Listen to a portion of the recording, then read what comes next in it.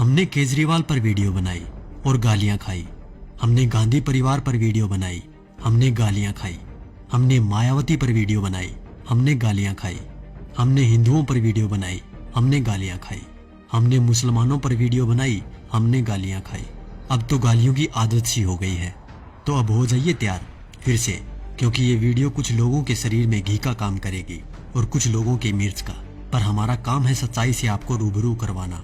आज की इस वीडियो में हम आपको बताएंगे सत्ता पाने का काला राज, जो मोदी जी बहुत अच्छे से खेल गए। आज से ठीक 7.5 साल पहले हुआ सत्ता संघर्ष, क्या याद है आपको? उस संघर्ष में भाजपा पर कब्जा जमाने के लिए आडवाणी और मोदी के बीच एक युद्ध छिड़ा था। सुलह समझौता राजनाथ सिंह ने करवाया था। नितिन गडकरी ने भी महत्वपूर्ण भूमिका अदा की थी। दरअसल हुआ क्या था 7.5 साल पहले?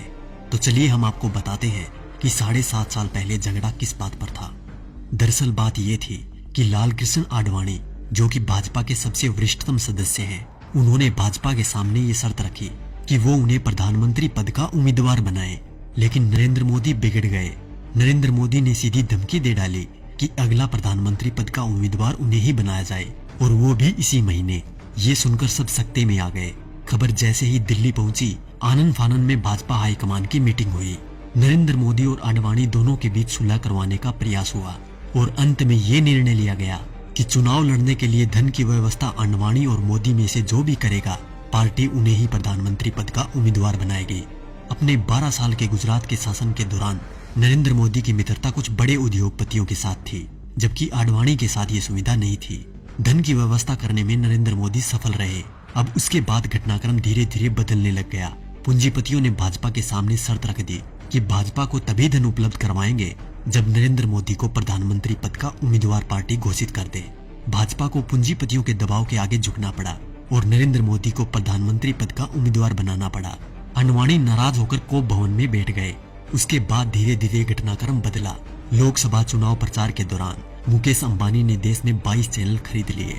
इन चैनल को ये निर्देश था कि वो दिन रात मोदी का प्रचार करे, उनकी रैलियों के भाषण लाइव टेलीकास्ट करे और समस्त विपक्षी नेता यानी आज के विपक्षी नेताओं पर तंज कसने के लिए कहा गया। मायावती, अखिलेश, केजरीवाल, राहुल गांधी, सोनिया गांधी, लालू समेत तमाम नेताओं पर तंज कसने के लिए कहा गया। मीडिया ने ये काम बखूबी किया भी। तकरीबन 600 वेबसाइटों को मुकेश अंबानी ने खरीद लिया। नरेंद्र मोदी ने 400 रैलियां की थी। इन रैलियों का खर्चा अपने 67 पूंजीपति मित्रों के द्वारा उठाया गया। नरेंद्र मोदी को चुनाव प्रचार करने के लिए एक हेलीकॉप्टर दिया गया था। ये हेलीकॉप्टर चुनाव प्रसार के लिए अडानी ने दिया था। जैसे ही परिस्थितियां थोड़ी बदली, देश के प्रधानमंत्री मोदी जी बन गए। अरे मित्रों, मैं तो पीएम बन गया। पीएम बन के कैसा तन गया। ये विक्ट्री मेरी देखो, ये हिस्ट्री मेरी देखो, जैसे मॉडल मेरे गुजरात का। उसके बाद सिलसिला हुआ कर्ज उतारने का। तो सुनिए क्या क्या हुआ। अडानी को ऑस्ट्रेलिया के क्वींसलैंड शहर में खनन के लिए 600 करोड़ का कर्ज नरेंद्र मोदी ने दिलवाया। उनके पिछले 67,000 करोड़ के लोन को माफ कर दिया गया। मुकेश अंबानी को फ्री में 4G स्पेक्ट्रम दिए गए। इसके अलावा मुकेश अंबानी की कंपनी पर पिछली सरकार द्वारा लगाया गया जुर्माना माफ कर दिया गया। उनके भी कुछ कर्जों का राइट ऑफ कर दिया गया। दैनिक जागरण अखबार ने लोकसभा प्रचार के दौरान नरेंद्र मोदी का बखूबी साथ दिया था, इसलिए इस अखबार के मालिक को मोदी जी ने राज्यसभा में सांसद बना दिया। दैनिक भास्कर अखबार, जिसके मालिक वेदांता कंपनी है, उसको मोदी जी ने छत्तीसगढ़ में कोयले की खदान दिलवा दी। जी न्यूज, जिसने दिन रात नरेंद्र मोदी का प्रचार किया और आज भी कर रहा है, उसके मालिक सुभाष चंद्रा को भाजपा ने राज्यसभा सांसद बना दिया। और अब बात करें किसान और गरीब लोगों की, तो शायद उनके बारे में मुझे बोलने की जरूरत ही नहीं, क्योंकि सभी नेता कोई भी पार्टी का हो एक ही बात बोलता है, कर्ज माफ, लोगों को नौकरी और लड़कियों को सम्मान।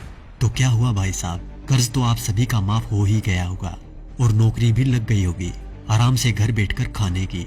वैसे देखा जाए तो हम जवानों को इस फोन से फुर्सत मिले तब ना। 4G की लहर ऐसी आई है, हमारी आवाज तभी निकलती है जब टिकटॉक और PUBG बैन हो जाए। वैसे भी टिकटॉक के बैन होते ही अंबानी ने 5 बिलियन का ऑफर दे दिया टिकटॉक को कि हमें बेच दो, हम खरीद लेंगे। और रही बात PUBG मोबाइल गेम की, तो PUBG बैन होते ही खबर आई कि हम 4G गेम मैदान में उतार रहे हैं। अच्छी बात है, मेक इन इंडिया होना भी चाहिए, पर शायद अब इस गेम से युवा गलत दिशा में नहीं जाएंगे, क्योंकि इसको गंगा के जल से धोकर लॉन्च किया जाएगा। तो देखा दोस्तों, ये थी खबर। बाकी जो मीडिया दिन रात आपको दिखाता है वो तो सिर्फ उसका प्रचार है। साथियों, ये खबर हर फोन में होनी चाहिए जिससे कि बीजेपी की इस करतूत का सबको पता चल जाए।